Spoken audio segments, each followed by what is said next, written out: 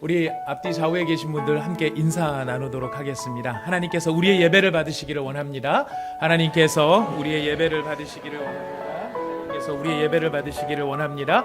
한 번 더 인사하도록 하겠습니다. 예수께서 부활하셨습니다. 예수께서 부활하셨습니다. 예수님께서 부활하셨습니다. 예수님께서 부활하셨습니다. 부활하셨습니다. 감사합니다. 이제 오늘 우리에게 주신 하나님의 말씀을 봉독하도록 하겠습니다. 사도행전 4장 29절 말씀입니다. 사도행전 4장 29절부터 35절까지의 말씀입니다. 사도행전 4장 29절부터 35절까지의 말씀. 다 찾으셨으면 저와 여러분이 한 절씩 이 본문 말씀을 교독하도록 하겠습니다. 함께 읽도록 하겠습니다. 주여 이제도 제가 잘못 말씀드렸네. 제가 먼저 읽고 그 다음에 여러분께서 그 다음 절을 읽도록 하겠습니다. 주여 이제도 그들의 위협함을 굽어보시옵고 또 종들로 하여금 담대히 하나님의 말씀을 전하게 하여 주시오며 손을 내밀어 병을 낫게 하시옵고 표적과 기사가 거룩한 종 예수의 이름으로 이루어지게 하옵소서 하더라. 빌기를 다함에 모인 곳이 진동하더니 무리가 다 성령이 충만하여 담대히 하나님의 말씀을 전하니라. 믿는 무리가 한 마음과 한 뜻이 되어 모든 물건을 서로 통용하고 자기 재물을 조금이라도 자기 것이라 하는 이가 하나도 없더라. 사도들이 큰 권능으로 주 예수의 부활을 증언하니 무리가 큰 은혜를 받아 그 중에 가난한 사람이 없으니 이는 밭과 집이 있는 자는 팔아 그 판 것의 값을 가져다가 사도들의 발 앞에 두매 35절 같이 읽겠습니다. 사도들의 발 앞에 두매 그들이 각 사람의 필요를 따라 나누어 줌이라. 아멘. 우리가 지난 시간까지 해서 위협 가운데 처해 있는 사도들 그리고 초대교회 성도들이 하나님 앞에 어떤 기도로 기도하였는가, 그들의 기도가 얼마나 중요한 기도인가 하는 것을 살펴보았습니다. 저들의 위협함을 굽어보아 달라. 그 위협함 앞에 위협은 현존한 어려움으로 내 앞에 닥쳐와 있고 내 마음에는 그 위협함으로 말미암는 두려움이 있는 이 상황을 보아달라라고 주님 앞에 나갔습니다. 그리고 그 주님 앞에서 그들이 가진 세 가지의 마음의 간절한 소망은 하나님의 말씀을 담대히 전하게 해달라는 거였습니다. 전해야 될 하나님의 말씀은 어떤 말씀이었죠? 네, 여러분 다 아시는데 정말 우리 성도님들은 너무너무 겸손하세요. 그래서 정말 감사합니다. 다 아시는 내용일 텐데요. 우리가 전해야 될 하나님의 말씀은 하나님께서 당신을 사랑하십니다라는 것입니다. 당신을 사랑하셔서 누구를 보내셨습니까? 예수 그리스도를 보내셨습니다. 그 예수 그리스도가 당신의 모든 죄값을 지불하셨고 그 죄값을 지불하신 예수님이 영광 가운데 부활하셨습니다. 이것이 바로 우리가 전해야 될 하나님의 말씀인 것이죠. 근데 그 말씀이 전해질 때에 어떤 능력이 나타나느냐면 병이 낫게 되어지는. 그래서 이 병이 낫는다는 게 무슨 뜻인지 저희가 살펴보았었습니다. 육체의 질병, 마음의 질병, 영혼의 질병, 관계의 질병들이 예수로 말미암아, 예수의 이름으로 말미암아 우리가 가는 곳마다 병을 낫게 하는 사람이 되어달라라고 이야기를 했고요. 지난 시간에는 표적과 기사가 거룩한 종 예수의 이름으로 일어나게 해달라라고 말씀드렸습니다. 기적이 일어나는데 그 기적은 무엇의 증거이냐면 바로 사랑의 증거였습니다. 하나님은 우리를 수단으로 생각하지 아니하시고 우리를 기적을 일으켜서 우리를 고쳐주시고 난 다음에 자 봐라 얘들아 내가 얼마나 대단한 능력을 가진지 봤지? 이렇게 우리를 수단으로 생각하지 아니하시고 우리를 목적으로 생각하시고 우리를 가장 소중한 존재로 생각하셔서 우리 자신을 위해서 기적을 일으키시는, 사랑의 기적을 일으키시는 분, 바로 그분이 우리 하나님이신 것을 생각해 보았습니다. 바로 그런 사랑의 기적이 예수님의 이름으로 계속해서 일어나게 해달라고 기도를 했던 것입니다. 그러자 하나님께서 빌기를 다함에 모인 곳이 진동하면서 무리가 다 성령이 충만하여서 그들이 원했던 대로, 그들이 바랬던 대로, 그 기도대로 하나님이 응답을 해 주셨던 것입니다. 이런 놀라운 하나님의 응답이 있었을 때 한 가지 참 대단한 기적이 일어납니다. 그 기적은 우리가 흔히 상상할 수도 없고 쉽게 흉내낼 수도 없는 바로 기적 중에 진짜 기적이 일어나는데요. 그 기적이 어떤 기적이었느냐면 우리가 읽은 뒷부분의 본문입니다. 믿는 무리가 한 마음과 한 뜻이 되어 모든 물건을 서로 통용하고 자기 재물을 조금도 자기 것이라 하는 이가 없는 기적이 나타납니다. 여러분 이거 기적이죠? 예, 이거 될 일입니까? 될 만한 일입니까? 사실 우리가 일부 내가 가지고 있는 것 중에 아주 지극히 작은 일부는 다른 사람을 위해서 내어놓을 수 있지만 내가 가진 전부를 가지고서 이거는 내게 아니야, 우리 같이 쓰면 돼, 한 마음 한 뜻으로 서로 통용하고 자기 재물을 조금도 자기 것이라고 주장하는 사람이 없게 되니까 어떤 기적이 일어나느냐면 그 중에서 가난한 사람이 없어졌다는 것입니다. 모든 사람이 다 그 가난을 벗어나게 되어지고요. 이렇게 된 이유는 밭과 집이 있는 사람들이 팔아서 그 판 것의 값을 가져다 주고 그것을 필요를 따라 나누어 주었기 때문이라고 성경은 이야기하고 있습니다. 누가 제일 좋을까요? 없는 사람. 누가 제일 여기 이 말씀을 들으면 누가 제일 부담스럽냐면 자가주택에 사시는 분이 제일 부담스럽고요. 그 다음 부담스러운 사람이 전세에 사는 사람이고, 그 다음이 사월세를 사는 사람, 그 다음이 얹혀 사는 사람, 이런 사람들 순으로 부담이 적을 것 같습니다. 그래서 이런 말씀을 보면 그때는 참 좋았겠다 생각이 들어도 우리 마음속에 대부분 이거는 나랑 별로 상관이 없는 이야기야 라고 생각할지 모르겠습니다. 그만큼 부담스럽다는 것이죠. 근데 이 모습이 사실은 얼마나 아름다운 모습이냐면은 이 모습이 사실은 무엇의 모형과 같은 모습입니까? 천국의 모형, 하늘나라의 모형과 같은 모습이 바로 이런 모습이더라는 것입니다. 서로 통용한다는 것도 있지만 그 가운데 가난한 사람이 한 사람도 없어서 괴로움을 당하는 사람이 없는 바로 그런 천국의 모습. 근데 그것이 하늘로부터 내려오는 은혜로 말미암아 되는 일이기도 하지만은 바로 이 성도들이 함께 서로를 바라보면서 바로 그런 필요를, 서로의 필요를 채우는 일들이 일어났다는 것입니다. 우리가 이걸 보면 몇 가지 재미있는 관찰을 해볼 수 있는데요. 그 필요를 따라 나누어져서 가난한 사람이 다 없어졌다라고 얘기를 하는데, 이때 일어났던 이 성도들의 마음, 이 성도들의 마음이 얼마나 풍성했느냐면 필요를 채우는 일에 모자람이 없을 만큼 되었다라는 것입니다. 아무리 우리가 마음에 소원이 있어도 가진 것이 내 필요보다 가진 것이 적으면 우리는 목마름을 느낄 수밖에 없습니다.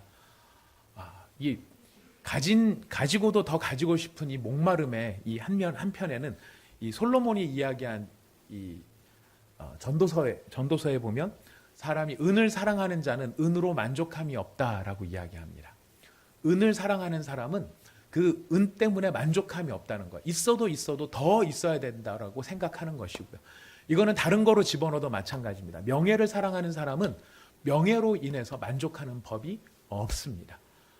땅을 사랑하는 사람은요, 땅이 한정이 있을까요, 없을까요? 한정이 없다는 것입니다. 그만큼 내가 무언가를 사랑하게 되면 그 사랑하는 것이 내게 조금 있으면은 처음에는 조금 기쁘지만 그것으로 만족하지 못하고 계속 이렇게 그 필요들이 더 늘어날 수밖에 없는 인간의 마음을 성경은 정확히 지적을 하고 있는데요. 놀라운 것은 그들이 필요한 만큼 줬다, 그게 다 채워졌다, 이 이야기 가운데는 그들이 많은 것을 나누어 줬다라는 뜻도 되지만 사람들이 그 마음이 어떻게 된 것입니까?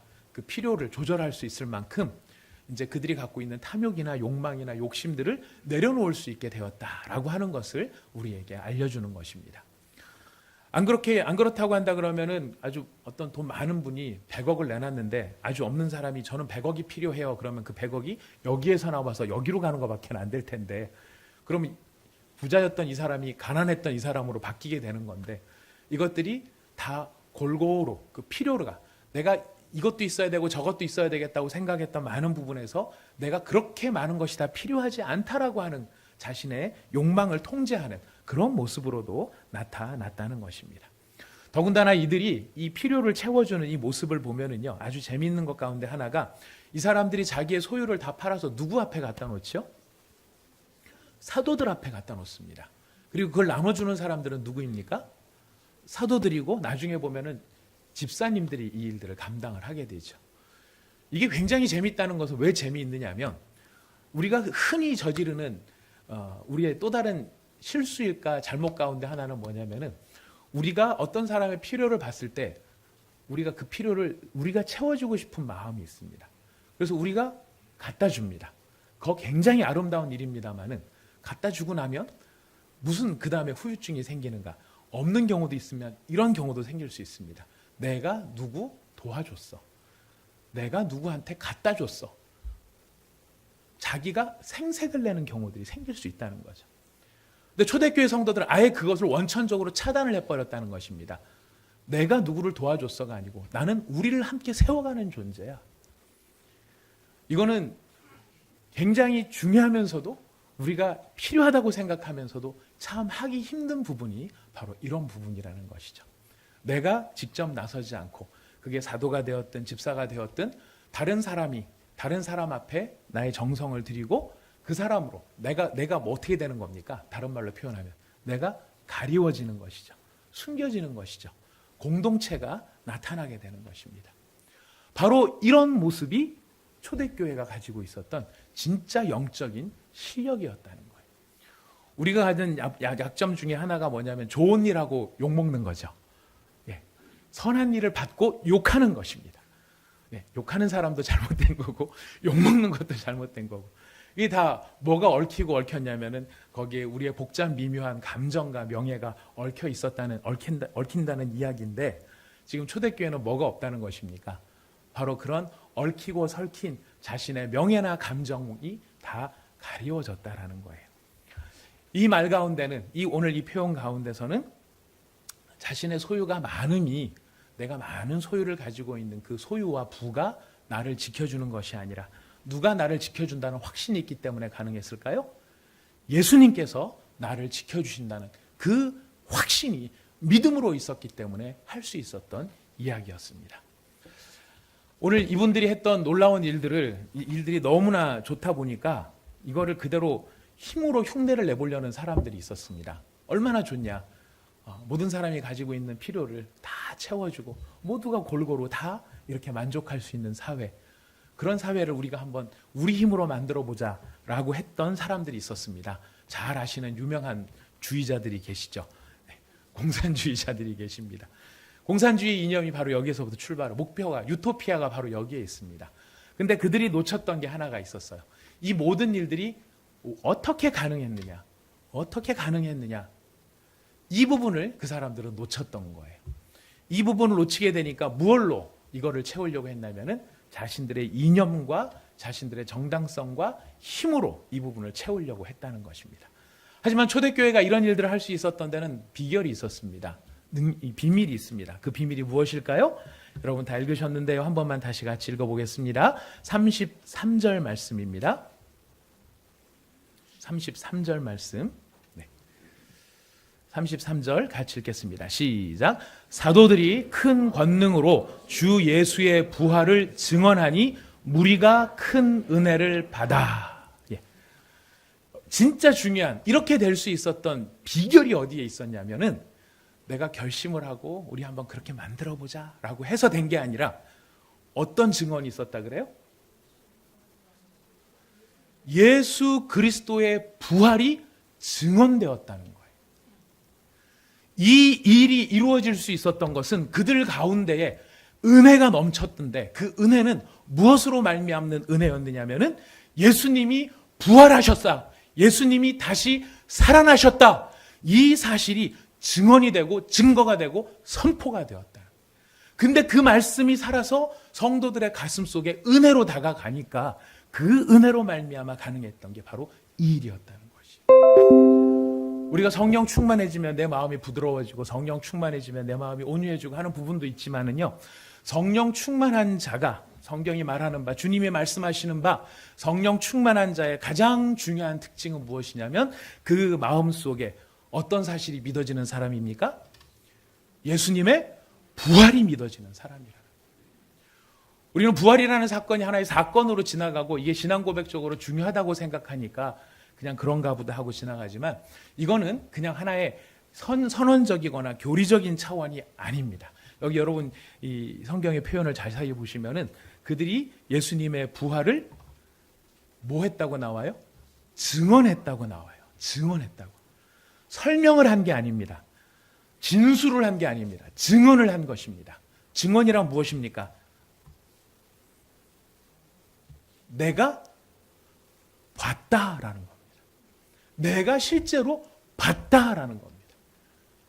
예수님이 부활하셨다는 그 사건이 남들 이야기가 아니고 희망사항이 아니고 살아나셨으면 얼마나 좋을까 이런 희망사항이 아니고 지금 이 사람들의 입장에서는 예수님은 살아나셨어. 내가 그걸 봤어. 그러니까 그 예수님이 지금 어떻다는 겁니까? 지금도 살아계신다는 거예요. 그 예수님이 지금도 살아계시기 때문에 내가 하는 모든 일이 누구 앞에서 되는 일입니까? 예수님 앞에서 되는 일이고 내가 누구의 통치를 받고 있습니까? 예수님의 통치를 받고 있는 거예요. 나를 보호하는 것은 나예요? 예수님이에요? 예수님이라는 사실을 증언을 하는 거예요. 그 사실이 믿어진 거예요. 깨달아진 거예요. 그러니까 그 마음속에 힘이 나는 것이고 기쁨이 나는 것이고 그 마음속에 용기가 솟아오르는 것이고 내가 절대 놓지 못했던 바로 그것들이 놓아지는 바로 그런 기적이 일어났다는 것입니다. 여러분, 부활이 우리 가운데서 믿겨지게 되는 그 순간 바로 우리는 세상이 감당할 수 없는 자가 되는데 바로 오늘 초대교회 성도들의 모습처럼 바로 이런 모습의 변화가 일어나기 때문에 우리는 세상과 다른 사람으로 살아가게 된다는 것입니다. 우리가 부활에 대해서 이야기를 하면 몇 가지 조금 참고로 좀 알아놓으면 좋을 이야기들이 있는데요. 우리가 갖고 있는 부활의 이 개념, 성경이 가르치는 이 부활의 개념은 당시에 가지고 있었던 헬라 사람들, 그리스 사람들의 세계관이 그 당시에 팽배했었고요. 또 유대인들이 가지고 있었던 또 그런 세계관이 있었습니다. 근데 그런 것들과는 판이하게 다른 것이 바로 그리스도인들의 죽음 이후에 그리고 또 죽음 이후에 우리가 부활하게 될 예수님의 부활에 대해서 다른 입장을 가지고 있었다는 것입니다. 여러분들 헬라인들에게 사고방식이 가장 어떤 면에서는 조금 보편적이 될 수 있는데요. 이 헬라 사람들, 그리스 사람들은 뭐라고 생각을 했느냐면 육체라고 하는 것은 내 안에 있는 진짜 자유로운 영혼, 이 영혼을 가두고 있는 영혼의 감옥이라고 생각을 했습니다. 그래서 그리스 사람들도 영혼은 절대 망하지 않는 영혼 불멸에 대해서는 잘 알고 있었고 그것을 믿고 있었지만 그들은 이 육체를 굉장히 불편한 것으로 생각을 했었습니다. 그에 비해서 유대인들은 완전히 입장이 다릅니다. 유대인들은 육체의 가치를 굉장히 소중하게 생각했어요. 왜냐하면 육체를 누가 만드셨기 때문에? 하나님이 만드셨기 때문에 육체는 굉장히 소중한 것이다. 그래서 육체는 절대로 없어지면 안 된다. 그래서 유대인들은 부활을 생각할 때 무엇의 부활을 생각했느냐면 육체의 부활을 그들은 꿈꾸고 있었다는 것입니다. 근데 무슨 차이가 있느냐? 유대인들이 가졌던 육체의 부활에는 어떤 기대가 있었냐면 본인들이 죽었을 때, 살았을 때 가지고 있었던 이 육체, 요 모습 그대로 부활할 것이다 라고 생각하고 있었던 거예요. 여러분들은 어떤 부활에 대해서 어떤 입장을 가지고 계십니까? 영혼만 영원히 살 것 같다. 그건 아니죠, 우리는. 그죠? 육체의 부활을 우리는 믿고 있습니다. 자, 그런데 여러분이 생각하실 때 육체의 부활은 지금 있는 모습, 이 모습 그대로 내가 다시 살아날 것이라고 생각하십니까? 아니면 어떤 모습으로 살아날 거라고 생각하십니까? 그냥 살아나는 게 중요하죠. 뭐 어떤 모습이 됐든지 간에. 근데 정확히 우리가 성경의 가르침을 알 필요가 있습니다. 성경은 바로 유대인들의 그런 가르침대로 가르치지 않습니다. 성경은 우리가 몸이 부활하지만 우리 몸이 변화돼서 지금과는 다른 아주 완전히 달라진 새로운 새 하늘과 새 땅에 적합한 새로운 몸으로 부활할 것이라고 우리를 가르치는 것입니다. 여러분, 이 믿음이 여러분에게 있으시기를 바랍니다. 네. 그랬으면 그러는 게 너무 좋죠, 그죠? 지금 현재 이 모습 별로 마음에 안 드시죠? 제가 그래서 더 좋아하시는 것 같아요. 네, 워낙 손댈 때도 많고 견적도 안 나오는 지금 이런 상황에서 이 모습 이대로 말고 더 새로운 모습인데 지금 성경이 우리에게 가르치는 바 바로 그 모습은 완전히 지금의 모습과는 완전히 다른 새 모습으로 창조될 것을 이야기하고 있습니다. 영적인 이 성질이 더 깊게 가미가 되어 있는 육체로 부활할 거라고 이야기를 합니다. 바로 그것은 예수님께서 부활하셨던 그 부활 때문에 더 강조가 되고 있는데요. 예수님은 모두 3번 죽은 사람을 살리셨습니다. 사역을 하시는 동안에 야이로의 딸을 고치셨고요. 나인성 과부의 아들을 살리셨습니다. 그리고 죽은 지 나흘 된 나사로를 살리셨습니다. 자, 그런데 그렇게 살아난 사람들은 부활한 것이 아니죠. 그들이 다시 살아난 것은 부활이 아니라 소생이었습니다. 그들은 단지 영혼이 떠나갔다가 다시 그 몸으로 돌아온 그런 소생의 그런 과정을 거친 데 비해서 예수님의 부활은 고린도전서 15장 20절에 보니까 잠자는 자들의 첫 열매다라고 이야기를 합니다. 그러나 이제 그리스도께서 죽은 자 가운데서 다시 살아나사 잠자는 자들의 첫 열매, 즉 우리가 장차 입을 새로운 육체의 가장 먼저, 가장 최초로, 가장 원형적인 모습으로 첫 번째로 부활하신 분이 누구이십니까? 예수님이신 거예요. 우리가 부활한다 그러면 나사로처럼 부활할까요? 예수님처럼 부활할까요? 예수님처럼 부활한다는 것입니다. 이것이 우리에게는 굉장히 중요한 소망의 내용이 되는 것입니다. 다시 살아나지만 바로 이런 모습이 아니라 예수님께서 가지셨던 그런 모습. 예수님의 부활의 몸은 어떤 특징이 있었습니다. 육체적인 특성이 있었기 때문에 먹을 것을 잡수셨나요? 못 드셨나요? 예, 잘 드셨어요. 일부러 갖고 오라고 하셨어요. 자기가 육체를 가지고 있다는 걸 보여주시려고 이 새로 잡은 물고기를 가지고 오라고 하셨는데, 그렇게 육체는 가지고 계시지만은 무엇에 대한 구애를 받지 않으셨냐면 공간에 대한 구애를 받지 않으셨어요. 문을 다 닫고 있는데도 불구하고 그 문을 지나서, 벽을 지나서 들어오신 거예요. 이거는 우리가 가지고 있는 물리적인 지식하고는 안 맞는 이야기입니다. 그러니까 이 이야기는 무슨 뜻이냐면 우리가 장차 입을 몸이 지금 우리가 생각할 수 있는 수준의 그런 몸이 아니다라고 하는 것을 우리에게 알려주시는 것이죠. 그래서 예전 사람들은 이런 상징을 가지고서 우리가 부활절에 달걀을 나눠주잖아요. 그래서 달걀을 나누면 서로 기뻐하는데 이 유래에 대해서는 우리 카톡방에 정광덕 집사님께서 유래를 올려주시기도 하셨습니다. 근데 그 유래와 더불어 신학적으로 중요한 의미가 있는데요. 이 계란, 달걀, 이것과 이 계란이 나중에 부화되어졌을 때 태어날 병아리, 그게 자랐을 때 닭, 아니면 타조, 꿩 이런 것들을 딱 놓고 보면 우리가 경험이 있어서 이 계란은 닭이야, 얘는 메추라기야 이렇게 하면 별 기대감이 없는데 어디를 탐사하다가 새로운 알을 발견을 한 거예요. 무슨 알인지 한 번도 보지 못한 특이한 알을 발견했어요. 근데 그 알을 딱 보고 얘가 깨지면은 뭐가 될 것이다 상상할 수 있겠느냐라는 겁니다. 경험이 없다면 상상을 못합니다. 거기서 뭐가 나올지. 자기가 기껏 기대하고 꿩인 줄 알고 팍 품었더니 태어났더니 보니까 박혁거새가 태어나옵니다. 얼마나 황당스럽겠습니까? 상상할 수 없다는 겁니다. 지금 부활이라는 것에 대해서 지금 이 얘기를 하고 있는 거예요. 우리가 지금 이런 몸을 가지고 있지만 이런 몸으로서는 상상할 수 없는 새로운 몸을 입게 되는 바로 그것이 우리의 영광이다. 이게 초대교회 성도들한테는 믿어지게 되었다는 거예요. 근데 이 사실이 더 중요한 의미가 있습니다. 새로운 몸으로 변화된다는 것도 있지만 어떤 면에서 중요하냐면 예수님께서는 자신이 돌아가시기 전에 자신의 죽음에 대해서 예언을 하셨습니다. 그리고 그 예언이 이루어지는 것에 대해서 기대하라고 하셨습니다. 문제는 제자들은 아무도 기대한 사람이 없었죠. 예수님이 뭐라고 말씀하셨냐면 마가복음 8장 31절을 가봅니다. 이건 한번 같이 찾아보겠습니다. 마가복음 8장 31절 말씀.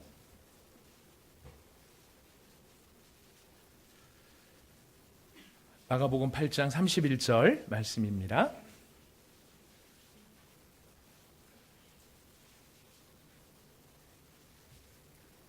같이 읽겠습니다. 마가복음 8장 31절 시작. 인자가 많은 고난을 받고 장로들과 대제사장들과 서기관들에게 버림받아 죽임을 당하고 사흘 만에 살아나야 할 것을 비로소 그들에게 가르치시되. 예수님이 돌아가시기 전에 뭘 얘기하셨어요? 자신이 고난당할 것을, 고난당했다가 죽을 것을, 그것까지였습니까? 그리고 사흘 만에 살아날 것을 예언하셨습니다. 예언하신 그 예수님의 예언, 그 예언이 예수님의 부활하심으로 말미암아 어떻게 됩니까? 성취가 되는 것입니다. 이루어지는 것입니다. 근데 성취가 됐고 이루어졌다는 것이 중요한 것이 아니라 그것도 굉장히 중요합니다. 이루어진 것이 굉장히 중요하지만 지금 더 중요한 건 뭐냐면 예수님의 말씀이 믿을 만한 말씀이라는 것입니까? 믿지 못할 말씀이라는 것입니까? 믿을 만한 말씀이라는 것이 무엇으로 증명됩니까? 자신의 부활로 말미암아. 오늘날에도 이상한 구세주들이 세상에 판을 치고 있습니다. 아주 참 그 폐해가 이루 말로 닿을 수가 없습니다. 그런데 그 악한 자들, 제가 악하다고 말할 수밖에 없는 것은 그들이 미치는 이 잘 모르는 이 아주 참 불쌍한 영혼들을 미혹해서 그들을 예수님을 만나지 못하도록 만드는 아주 어마어마한 죄악을 저지르고 있기 때문에 그들은 진짜 참혹한 자들입니다. 근데 그 사람들이 다 자기를 보혜사라고 이야기하고 자신은 영생합일할, 영원히 죽지 아니할 그런 존재인 것처럼 이야기를 해요. 우리가 뭘 지켜봐야 될까요? 그 사람의 말이 실제인가 아닌가를 지켜봐야 돼요. 우리 그전에도 그런 사람들 많이 있었어요. 나 죽으면 다시 살아난다 이렇게 얘기했던 사람들 많이 있었어요. 살아났습니까? 못 살아났습니까? 못 살아났어요. 못 살아났다는 것은 무엇을 이야기하냐면 그가 그 전에 이야기했던 모든 게 진짜다 가짜다? 가짜다라는. 예수님의 부활이 우리 가운데 진정으로 힘이 있게 되는 건 뭐냐면 그 부활로 말미암아 예수님께서 가르치셨던 모든 말씀이 다 무엇이라는 것이 판명이 된 거예요? 사실이라는 것이, 진실이라는 것이, 진리라는 것이 판별이 된 것입니다. 그래서 예수의 부활은 우리한테 소망이 되는 거예요. 예수님께서 우리한테 주신 약속이 한두 가지가 아닙니다. 여러분 각자가 갖고 있는 의지하는 말씀들이 많이 있겠지만 저는 이런 말씀을 너무너무 의지합니다. 제일 힘이 되는 말씀, 제일 의지가 되는 말씀이 뭐냐면 내가 너와 함께 하리라. 내가 너를 떠나지 아니하리라. 저한테는 그 말이 왜 위로가 되느냐면 우리 성도님들을 제가 참 존경합니다. 성도님들 저랑 같지 않은 것 같고 저는 정말 이럴 때가 많은데요. 어떤 때는 잘할 때는 제가 잘 살고 이렇게 좀 뭔가 뭐 일도 잘 풀리고 막 이럴 때는 제가 꽤 괜찮은 사람 같이 느껴집니다만 어떤 때는 버벅거리고 어떤 때는 넘어지고 어떤 때는 또 실패하고 좌절하고 이럴 때가 있어요. 자, 그러면은 그럴 때는 참 내가 나도 보기가 싫고 난 왜 이 정도밖에 안 되나 이런 생각이 드는데 제가 주님의 말씀을 믿기 때문에 어떤 위로가 있습니까? 네 모습이 아무리 찌질해도 하나님은 떠난다, 떠나지 않는다? 떠나지 않으신다. 떠나지 않으신다. 나를 지키신다. 심지어 찬송가 88장에 보면은 세상 친구들 나를 떠나도 누구는 나와 함께 계세요? 예수님은 나와 함께 계신다는 거예요. 그러니까 나는 외롭지 않다. 내가 못나고 내가 부족하고 내가 참 어리석은 모습이 많이 있을지라도 누가 안 떠나는 것입니까? 예수님이. 근데 그 사실을 어떻게 믿을 수 있어요? 부활하신 예수님. 예수님의 부활을 보니까 말씀하신 그대로 이루시는 능력을 보니까 나도 그 예수님 모든 말씀이 내게 주시는 말씀이라는 확증이 생긴다는 것입니다. 아멘. 여러분들의 믿음이 세서 하나님께서 하나님의 아름다운 일들을 이루시는 걸까요? 우리 믿음이 센 거는 꼭 필요한 일입니다. 영적 반응이니까요. 그러나 진짜 중요한 것은 누구의 말씀에 권위가 있기 때문에? 예수님의 말씀에 권위가 있기 때문에. 그래서 우리가 어디로 돌아가야 됩니까? 예수님의 말씀으로. 누구의 이름을 의지해야 됩니까? 예수님의 이름을 의지해야 되는 거예요. 내 실력, 내 수준, 내가 가지고 있는 내 조건을 바라보며 의지하는 게 아니라 우리가 의지할 것은 예수님밖에 없다는 거예요. 여러분 이럴 땐 진짜 아멘 하셔야 됩니다. 자, 이런 예수님의 약속 가운데 굉장히 중요한 약속 중에 하나가 뭐냐면 예수를 믿는 모든 사람들도 누구처럼 부활할 것이라는 거예요? 예수님처럼. 우리 요한복음 우리 11장 25절 말씀 같이 한번 읽어보겠습니다. 요한복음 11장 25절.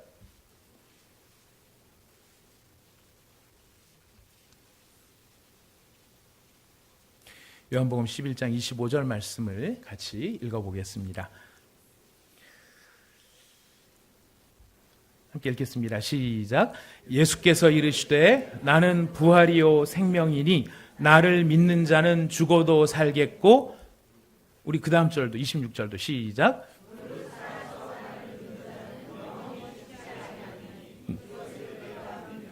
이것을 내가 믿느냐? 아멘. 믿으시는 분들이 되시기를 바랍니다.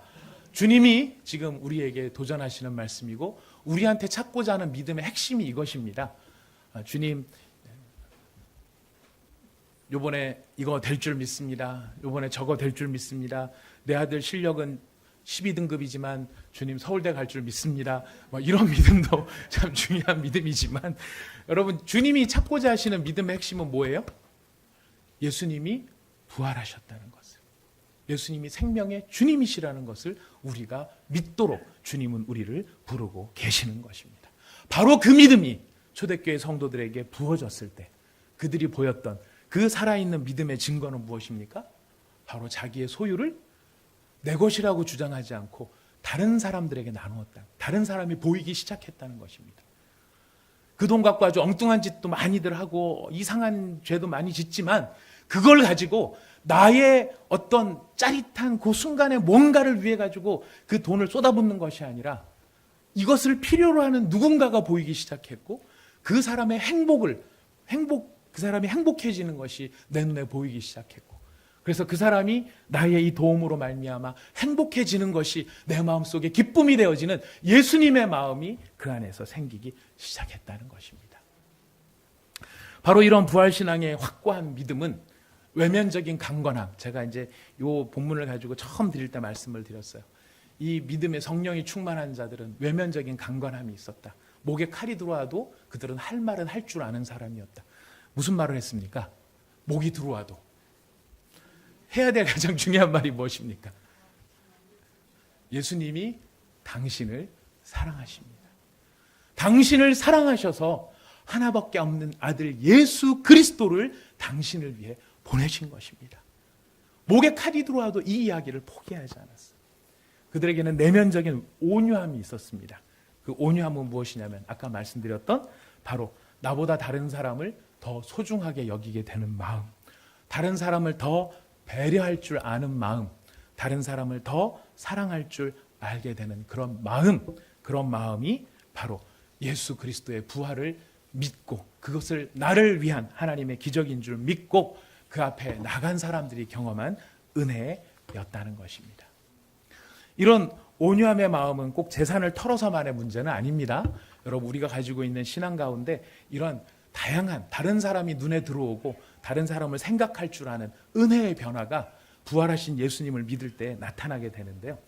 우리가 지난 한 주간 고난주간 새벽 기도를 했습니다. 특세를 진행을 하면서 참여하신 분들, 여기 오셨든지 인터넷으로 참여하셨던 분들 아마 많은 은혜를 받으신 줄로 믿습니다. 근데 그 많은 은혜를 통하여서 우리 한 사람 한 사람 각자에게 이런저런 아름다운 은혜를 주셨겠지만 한 자매님이 저에게 이런 귀한 간증을 보내오셨습니다. 제가 읽다가 참 너무 감동스러워서 정말 하나님 오늘날 우리 온사랑의 교회와 함께 하시고 온사랑의 교회 특세를 통해서 이런 은혜를 베풀어 주신 하나님 너무너무 감사한 마음이 들어서 제가 어제 양해를 구하고 그분의 이야기를 우리가 함께 나누었으면 합니다. 어제 양해를 잘 구했고요. 네, 그대로 좀 굉장히 쑥스러워 했지만 자기를 나타내는 게 아니라 나에게 이런 역사를 이루시는 하나님을 자랑하는 바로 그런 마음으로 이 간증을 나눠봅니다. 고난주간 정말 많은 은혜 받아서 행복합니다. 짧은 한 주이지만 그 어느 때보다 더 큰 사랑을 느낀 한 주였습니다.